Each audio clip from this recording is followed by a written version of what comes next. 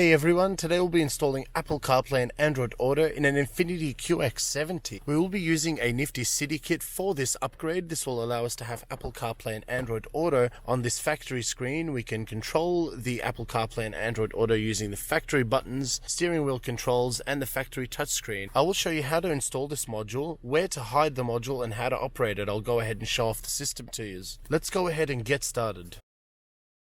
The very first thing we're going to do is we're going to focus on the gear knob shifter. We're going to go ahead and drop the leather there, and then we're going to go ahead and remove the pin that's inside. Once you've removed that, you go ahead and work your way around down to the armrest, lift the armrest, and then go ahead and then pry it upwards towards you, just like that. And then you want to go ahead and remove this center piece here around the transmission, only the upper piece that will lift. So just on clips from the back here, and then work your way around the transmission. As you can see here, only the top layer is lifting, not the actual whole piece. And here you are. Once you've removed that, there is a clip underneath that you must remove. It's probably easier to remove it down from the transmission area. There we go. Go ahead and just pry it out towards you. One connector behind. Go ahead and remove the two screws underneath the center console. And go ahead and pry this out just like that. And then once you've gone ahead and removed the keypad, you want to go ahead and remove the two screws underneath the screen for the trim around the screen. And then you can go ahead and safely pry out the trim around the screen, just like that. And then you can go ahead and remove the trim around the screen. And then in order to gain access to the screen in the head unit, we need to go ahead and remove these two silver screws up here and the two silver screws down there. So let's go ahead and start off by removing the two up the top and the two at the bottom. Once you've removed all the screws for the head unit and screen, you go ahead and safely pry out the screen. So the way to remove it is remove it off its two screw points and then pry it downwards from the dash. So just like that. Go ahead and disconnect these both for now. Go ahead and then pry out the head unit, lean it forward. There's only two connectors that you need to tap into from behind the head unit. The two connectors will be on the left hand side, it's just those two. Just like that, and just like that. Those are the only two connectors that you need to remove. Go ahead and connect the Nifty City connectors to the back of the head unit.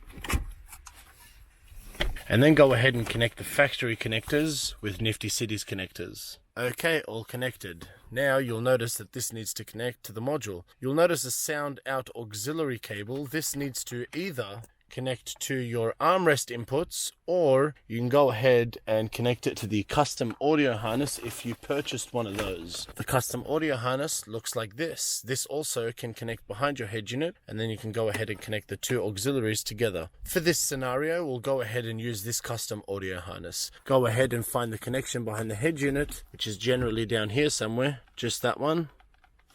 And then go ahead and daisy chain that, and then connect the two auxiliary cords together. Okay, so I've gone ahead and connected the connectors behind the head unit, and I've thrown out the main harness to the center console. So we're planning on installing the module here and placing it here. I've gone ahead and connected the dongle and thrown out a wire from the USB inputs to the center console. We're going to go ahead and leave all the wires and prepare them here so we can connect the module last. Let's go ahead and tap the LVDS into the screen. So we'll go ahead and do that using the female connector and daisy chaining it with Nifty City. Let's go ahead and do that. Okay, so this is the female connector here, Nifty City. And then this will connect to the factory screen. Let's go ahead and feed the connector down the dash.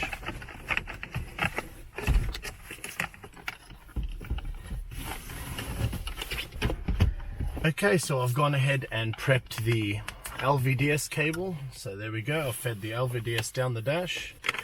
I've fed the LVDS cable down to the center console. And there we go, we have the main harness and the LVDS connector prepared and ready, and the USB inputs for the module. Go ahead and connect the main harness from the head unit over down to the module, and then connect the LVDS port from the screen Then go ahead and connect the USB ports for the dongle in the armrest. Okay, on the QX70, there's hardly any space. You can fit the module anywhere you like. So there is one spot here that I found was great. If you can just go ahead and pull out the side trim there, and then go ahead and put one corner of the module in first, and then put the module down by body. Squeeze the wires down to the side, because once we put that center console trim back, the cup holders are going to take up a lot of space here. So go ahead and fit the module down in the corner just like that, as you can see here. Since we've already daisy chained this area and fed the LVDS cable down to the center console, go ahead and connect the relevant connectors back to the screen. Go ahead and feed the top part of the screen first, just like that. Go ahead and push the head unit back. Once you've done that, go ahead and put the relevant screws back on. Put the air vents back in their position. Make sure you hear a click before you continue. Soft tap. Once you've put the screen trim back on, go ahead and put the 2 screws. Go ahead and then connect the keypad. Connect the small one to the small connector inside the harness, and then connect the other 3 applicable harnesses. Once you've connected all the connectors, go ahead and put the keypad back in its position. 2 screws. Alright, then go ahead and connect the pocket / 12 volt cigarette lighter trim. Then go ahead and click that into its original position, just like that. Go ahead and connect the relevant connector to the bottom of the transmission there. Go ahead and place the transmission trim back into its position. Make sure all 8 clips have clicked over. Okay, make sure you put the pin on correctly, and go ahead and slot it down until you hear a click. There we go. And then lift the leather piece just like that. Okay, so when we first start the car, obviously it boots into the factory system. I'll show you that, we can access the radio, for instance.